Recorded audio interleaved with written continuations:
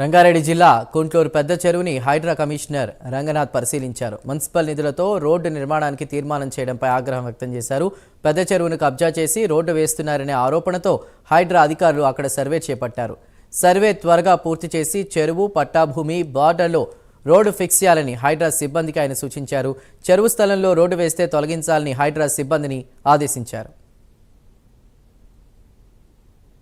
ఒక పిటిషన్ ఇచ్చినారు. కంప్లైంట్ అంటే ఏమని ఇచ్చినారంటే ఇది చెరువులో నుంచి రోడ్డు వేస్తున్నారని చెప్పి ఇచ్చినారు.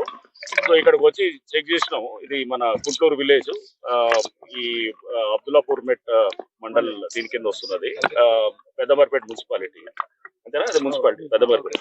సో దీనికి గతంలో తీర్మానం చేసి 185 సర్వే నంబర్ నుంచి రోడ్డు వేయాలని చెప్పేసి తీర్మానం ఏదో ఉన్నది.